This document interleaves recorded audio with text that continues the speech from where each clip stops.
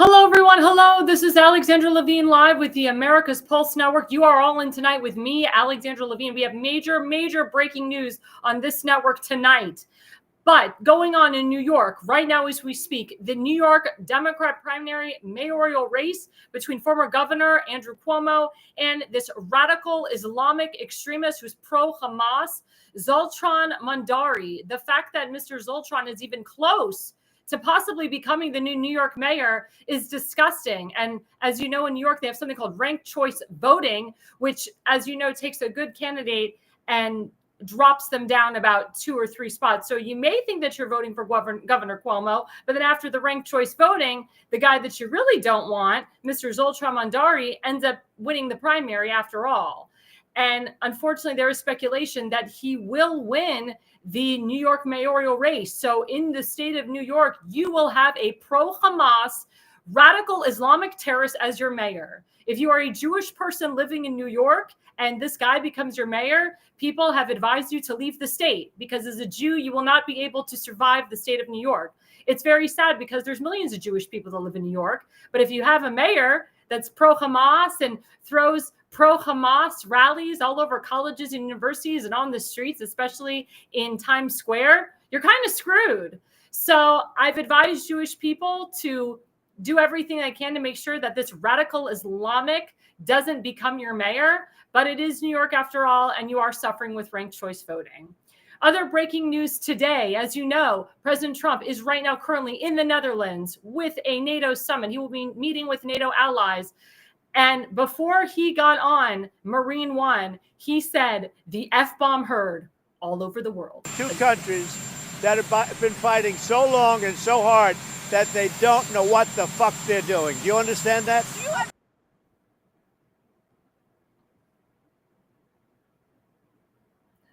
So I volunteered for President Trump in 2015, 2016.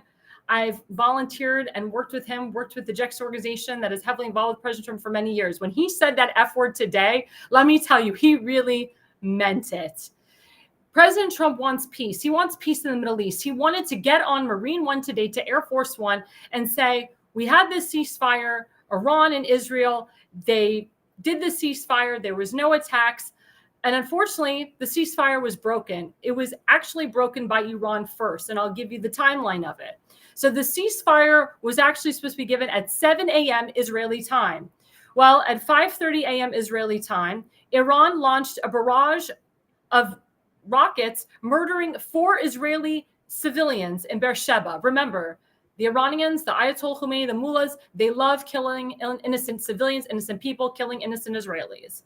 That happened at 5:30 a.m. Then at 7:06 a.m., 6 minutes after the ceasefire, Iran decides to continue with the barrage of missiles fired in Tel Aviv, in different parts of Israel. That is a breakage of the ceasefire. There's also reports that according to Iran's foreign minister, they never agreed to a ceasefire. So if Iran's foreign minister never agreed to a ceasefire, there was never a ceasefire, and Iran was just going in there, killing innocent Israeli civilians. Remember, there's 700,000 American civilians that live in Israel, including my friends that are currently stuck there. They're stuck in bomb shelters in Jerusalem and Tel Aviv. This affected them too. Sirens going off all over the place. There was 3 sirens going off after the ceasefire. I have friends that serve in the IDF that told me this personally. So Iran broke the ceasefire. Because Iran broke the ceasefire, Israel retaliated, but not against the Iranian people. Again, Israel does not kill innocent civilians. What did Israel do? They retaliated by destroying a radar installation near Tehran. Again, they retaliated by destroying a radar installation near Tehran. Now, President Trump, he's just getting all of these intelligence about this as the day is going on right before he's about to get on Marine One. Once he gets on Marine One and goes into Air Force One, he actually speaks with Prime Minister Netanyahu. He speaks with Iran. And Netanyahu told him exactly what happened. He told him the times, why Israel had to retaliate. And he told President Trump, he said, after we destroyed the radar installation near Tehran, that's it. We're done. No more. Special envoy to the Middle East, Steve Witkoff, said tonight on the Laura Ingraham show that there is a ceasefire. There is no fights going on. Israel is not attacking Iran. Iran is not attacking Israel. It is over. President Trump, with his team, did everything they could to complete Mideast peace. They're continuing to complete the Mideast peace. Again, the goal is for Iran to not have nuclear weapons. The goal is for the Ayatollahs and the mullahs to be overthrown by the Iranian people. It is now Iran's country to save. It's the Iranian people's country to save. As President Trump said, it is make Iran great again. I also say make Iran Persia again. If you know the story of Esther, this is a perfect repeat of history from this book of Esther. How Esther was a queen, a pioneer who fought for her people. Her husband, King Ahasuerus, who was not Jewish, was about to annihilate all the Jewish race because, unfortunately, he listened to his horrible advisor Haman, who, of course, was an anti-Semite, anti-Jew, and his sons were just as worse with his wife Zeresh. When Queen Esther vulnerably had to tell her husband that she was Jewish, and if he agrees to what Haman is doing, she will die too. King Ahasuerus said, I love my wife Esther. I cannot do this. Instead, he ordered for her cousin Mordecai to become his head advisor. And as a result, Haman was hanged with his 7 sons and his wife Zeresh. Again, history repeating itself. The book of Esther was a real story, by the way. God's name is never mentioned in the book of Esther, but his soul and his spirit and his presence is there. And then President Trump retruthed right after he was on Air Force One speaking to Prime Minister Bibi Netanyahu and to Iran. Both Israel and Iran wanted to stop the war equally. It was my great honor to destroy all nuclear facilities and capability and then stop the war. President Trump, with his team, did everything they could, and again, are doing everything they can to make sure that Iran doesn't obtain nuclear weapons. They bombed the 3 most crucial nuclear facilities in Iran with the help of the Israelis. I can tell you that Israel, I was correct. Netanyahu and President Trump, they worked hand in hand on this for months and actually for years to make sure that Iran doesn't obtain a nuclear weapon. The Israeli Central Intelligence, they briefed the American Central Intelligence on where the main facilities are in Iran. And that's what's important here. So for people to say that Israel started this war and that, Israel made President Trump his bitch, that is 100% not true. That is false reporting. Israel did not put us into this war. Again, this was a coordinated effort between Israel and the United States. And again, this has been talked about for years. And we actually are going into segment 1 right now with this first slide.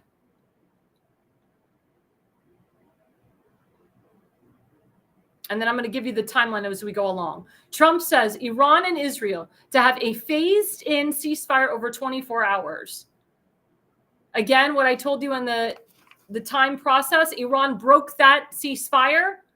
Israel did retaliate, and then after they retaliated, Israel said to President Trump, "We're not doing it anymore. We're not retaliating anymore." And Israel has kept their word. Iran has kept their word. Then the second slide, at real Donald Trump. This was after he bombed the 3 facilities. He said, "Congrats to everyone." And this was on Saturday, by the way. It has been fully agreed by and between Israel and Iran that there will be a complete and total ceasefire 6 hours from now for 12 hours, at which point the war will be considered ended. Iran will start the ceasefire, and then Israel, during each ceasefire, the other side will remain peaceful and respectful. And of course, as we saw this morning, Trump was pissed that the ceasefire was broken. But he also made the point that both countries didn't intentionally mean to break the ceasefire. But again, he wants peace. He doesn't want war. He wants the war to stop. President Trump was brought into the White House to stop these wars. Now he's going into NATO and already talked about Russia and Ukraine. Vladimir Putin called up Trump and said, "Hey, can I help you with Iran?" He said, "No, dude, you need to help yourself. You need to stop the damn war. You need to stop the fighting, stop the killing. Let's end this war." And because of what President Trump did with Israel on Saturday night, Iran will not obtain nuclear weapons. And everyone's like, "Oh, Israel's lying. Israel's lying. There's no nuclear weapons." BS. Bibi Netanyahu brought the evidence to Congress multiple times. President Trump saw the evidence, knows it. That's why he pulled us out of the Iran nuclear deal after Barack Hussein Obama. That's why he pulled us out of the Iran nuclear deal again after Joe Biden and Kamala Harris. So these were the three main facilities on Saturday night. This was the timeline. After USA bombed the three main nuclear facilities, Iran sent Israel and the USA a political message by trying to bomb U.S. airspace in Qatar. Also, airspaces in UAE, Saudi Arabia, and Kuwait, and Iraq were closed for fear that Iran was going to bomb the U.S. airspaces. Again, if Iran would have killed any United States military person, there would have been hell to pay. And what were the three main nuclear facilities that were bombed? Fordow, Natanz, and Isfahan. And President Trump knew about these nuclear facilities for many, many years. The Israeli Central Intelligence and the American Central Intelligence worked hand in hand together. Also, Pete Hegseth worked on this with Marco Rubio, with the CIA Director John Radcliffe, and Bibi Netanyahu and his government. It was a private operation, but also under Article 2 of the Constitution, President Trump was allowed to do this. Now the Democrats in Congress are like, we're going to impeach President Trump because he didn't brief us on this. We don't know what was going on. They don't know the Constitution at all. Craziness. And we'll get into that later.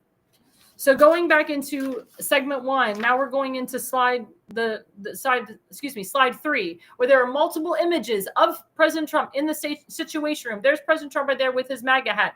Let's go to the next image. President Trump with Vice President J.D. Vance working hand in hand here. Next slide.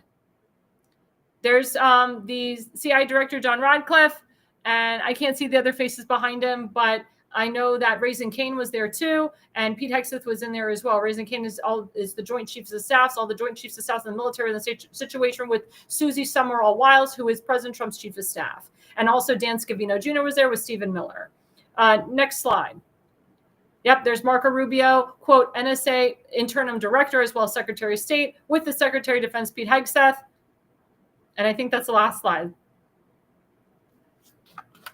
So that's the last slide of that. So as you can see, all those men were in the Situation Room on Saturday night.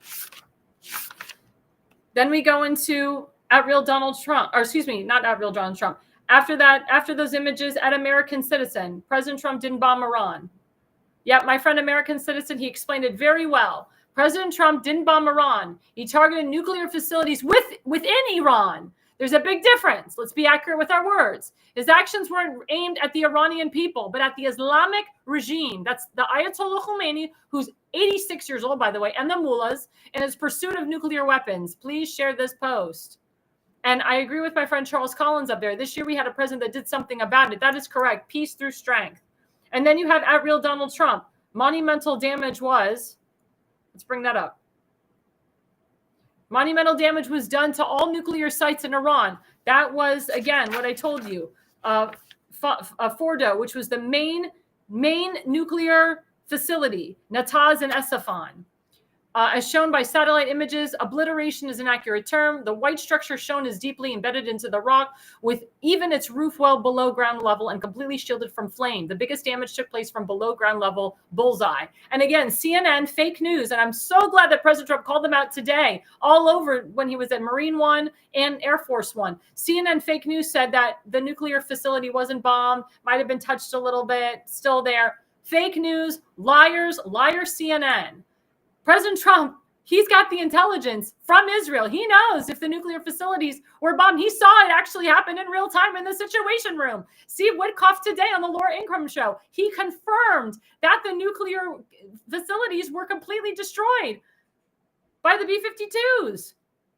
And also we have confirmation that the American military, they flew back to Missouri and they were safe. Not one American soldier was killed in this operation. Not one Iranian civilian was killed in this operation. Let's get that straight. And next slide with my friend Eric Daughtry. He's quoting J.D. Vance here. J.D. Vance went on all the talk shows on Sunday. Maria Bartiromo, MSDNC, CBS, CNN. He said, J.D. Vance said, we did not attack the nation of Iran. We did not attack any civilian targets. We didn't even attack military targets outside of the 3 nuclear weapons facilities. If the Iranians attack us, They're going to be met with overwhelming force. That's why right before J.D. Vance and President Trump went back into the Situation Room, they got intelligence from Israel telling them that the mullahs, that the Ayatollah are looking to bomb the air base in Qatar. Remember what I said. There are permanent bases in the Middle East. There's a permanent base in Qatar, in Bahrain, in Saudi Arabia, in Kuwait, in Iraq. They did this crap when Trump bombed Soleimani in his first term. So the Israeli intelligence warned America about this. America closed off the U.S. airbase in Qatar. So when Iran went into a bomb, guess what? They did not bomb that U.S. airbase. You know why? Because the 13 missiles were intercepted. They were intercepted. There was one that was unintercepted, but it went so far away it didn't do any harm. But the Ayatollah, the Khomeini, the Iranian Islamic regime threw 13 missiles into that U.S. airbase in Qatar and tried to throw missiles in Kuwait, tried to throw missiles in Bahrain, Saudi Arabia, Iraq, and so forth. And they were all intercepted. They're all intercepted. Hello. My brain is doing this. My brain is going like this because there is so much news here. But you guys have to understand, trust the plan, trust the man. Trust the plan, trust the man. Again, you are not going against America first if you stand and support your biggest ally, Israel. Israel worked in tandem with the United States, making sure that U.S. military personnel were not killed. Remember, Israel gave the United States the warning first. Hey, the Iranians are coming. They're coming with a nuclear bomb right to the U.S. airbase. I think you should shut it down. They were right on top of it. That's why they were closed before they even had the chance. Remember that. That is important information. Remember that. That's why J.D. Vance said, if one U.S. military personnel is killed, they will be held to pay. The United States ain't going to put up with that crap. And then what we saw going on is that President Trump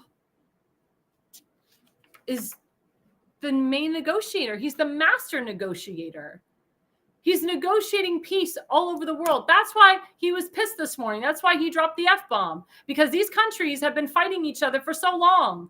He's tired of Israel and Iran fighting and Israel fighting with this terrorist organization. The goal is to reduce the terrorists from their respected countries.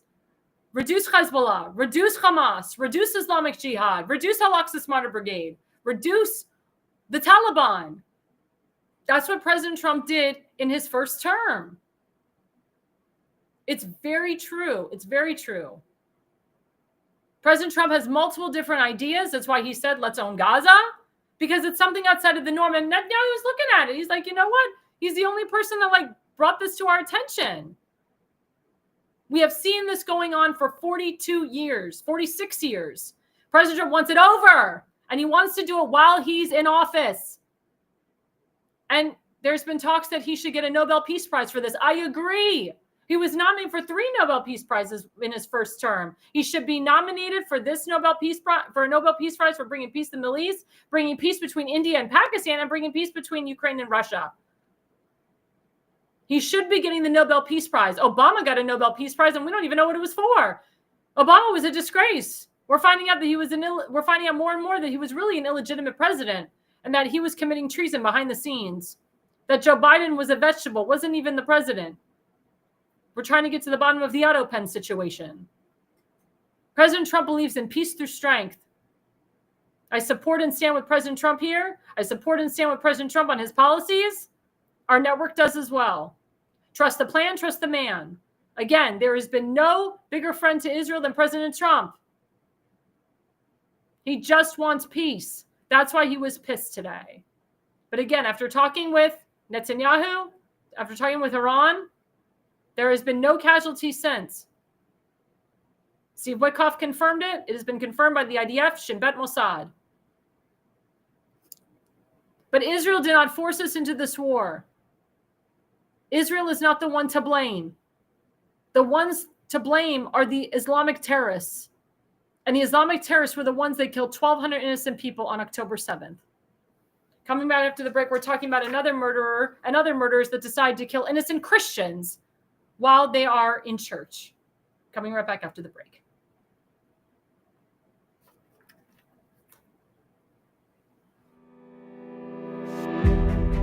Hi, I'm Alexandra Levine. I'm a professional opera singer, actress, TV, and radio personality. Since 2015, I've been a volunteer, a field director, and a campaign manager, learning the ins and outs of the political world. That's why I became a political consultant.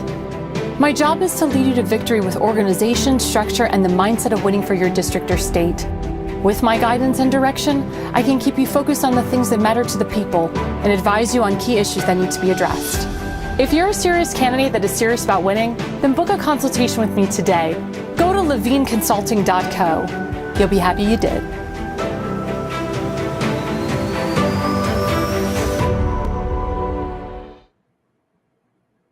Hello, everyone. Hello. This is Alexandra Levine live with the America's Pulse Network. We just talked about innocent civilians being killed in the Middle East. Well, guess what? It's going on here in America again. And there's also innocent Christians that are being murdered and killed in the Middle East. Well, last Sunday, police ID suspected gunman fatally shot at Wayne Church. 31-year-old Romulus man will put up his slide right now. Put up the slide, please. There you go. Police identified suspected gunman fatality shot at Wayne Church, Michigan. I know Wayne Church, Michigan very well. Officials said his mother was actually a member of the church. Isn't that lovely? Please play the clip.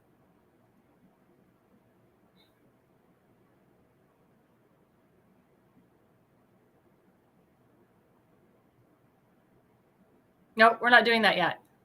Producer, we are playing the clip of what happened on...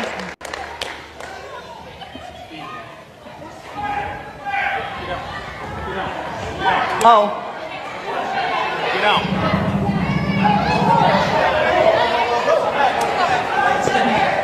Come on, everybody to the back. Please, everybody come to the back. Come to the back. John, they gotta come. They gotta come. Come on. Come on.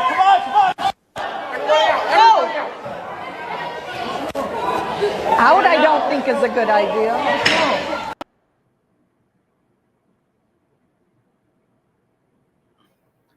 So if you can see that clip is very powerful because it's telling you what's going on inside the church. The shooting actually happened outside the church. But if you are a mother and you have children inside that church and you're wondering if your children are going to be alive or dead or if a shooter is going to enter your church or even your synagogue, is a very frightful moment. There was young kids in that church, and thank God that they had proper training there. I was told a month before, for God forbid, or if God forbid anything ever happened like this. They were told to move everybody to the back of the church and in the very back of the church, probably in the kitchen area of the church, in case, God forbid, the shooter came into the church. There was handicapped people in that church. There was disabled people in that church. It's very sad nowadays that you have to worry about going to church or going to synagogue. Again, I'm a big proponent of allowing people to conceal carry at churches and synagogues if they're properly vetted, if they've had military personnel and so forth. One security guard at a church or a synagogue is never enough. I have personally called for 24/7 security at churches and synagogues, not just on important holidays, but 7 days a week. And not just one security officer patrolling. It's got to be multiple, especially if you live in very liberal cities, liberal states. Baltimore City in particular, Baltimore County has shootings all the time at synagogues, churches. It's very sad. Again, it has to do with your leadership as well. But what would compel a 31-year-old young man to do this? His mother is a member of the church. You would think that he would have Jesus in his life. Would Jesus have told him to do this? Did Jesus tell him to do this? Or could it have been the provocateurs on Facebook and TikTok? Or maybe our liberal congressmen and senators? Maybe it has to do with all of the propaganda that is being pushed forward on social media. It's very sad that this had to happen. But I still encourage people to go to church. I still encourage people to go to synagogue because these episodes, they frighten people to the point where they don't want to go to church or synagogue anymore. And then they lose their faith. But again, I have talked to elected officials. I've talked to local officials in the states and the cities and the counties to get rid of gun-free zones, to have people be allowed to conceal carry. I can tell you that I've done many events at Jewish federations. I know for a fact that some of the people that come to my events, they do carry. They have been encouraged to. They have been encouraged to by local law enforcement. They've been encouraged to by rabbis, by people of the pulpit. I don't encourage them to, but if they have it on them, we don't say boo, because we need to be protected. They need to be protected also. But if you only have one security guard at a Jewish community center, at a Jewish federation, guess what? That person dies, and everyone else, the thousands of people at that Jewish federation, they die too. You need people that are dressed incognito to protect you. There's a lot of Republican meetings that happen at hotels, that happen at restaurants, that happen at different banquet halls. You don't think that delinquents, vigilantes know where these Republican or Democrat meetings are being held? Just like there was a baseball practice where a crazy shooter attacked the Republicans on a baseball field and almost killed Congressman Steve Scalise. So again, I advise everyone to get trained on this, to learn self-defense. I know Krav Maga, which is Israeli self-defense. You don't have to be Jewish to learn Krav Maga. I encourage everyone to obtain a gun if they feel comfortable. I encourage everyone to get concealed carry if they happen to be in a state with constitutional carry, like the state of Florida, even better. But don't wait for the next episode to happen. Don't wait for your life to be in danger. And then we go into the second slide. Our friend Tim Fazenbaker, he wrote this. There was another shooting that happened, not a shooting, a suicide bomber on Sunday. We'll put that up. A suicide bomber just blew himself up at a church in Syria. Dozens killed and injured. ISIS-linked groups are behind it. As you know, the Syrian people, or not the Syrian people, but ISIS and Al-Aqsa Martyr Brigade, they overthrew Bashar al-Assad, who was the head of Syria at the time. He actually fled to Moscow. He's under the protection of Vladimir Putin. And remember, Obama said he would go after Bashar al-Assad. We'll make sure that Bashar al-Assad doesn't have nuclear capabilities. And Vladimir Putin had to step in to make sure that there was no aggression between Syria and Israel. Basically, Vladimir Putin had to do the job for Barack Hussein Obama, because Barack Hussein Obama was a wuss, a puppet, a moron. But ISIS and Al-Qaeda have taken over. President Trump and Prime Minister Bibi Netanyahu and Special Envoy Steve Witkoff with Mike Huckabee have actually asked Syria to join in the Abraham Accords. They've asked Lebanon, they've asked different countries, Saudi Arabia, of course, to join in the Abraham Accords. One of the biggest, I would say, goals of the Middle East is to expand the Abraham Accords, because under the Abraham Accords, there was peace with these countries. There's peace between Bahrain and Israel. There's peace between Bahrain and Sudan. There's peace between Israel and UAE. As a Jew, I can go to UAE, I can go to Bahrain, I can go to Sudan. There's a treaty agreement between Israel and Morocco. United States, Israel, and all these countries, the treaty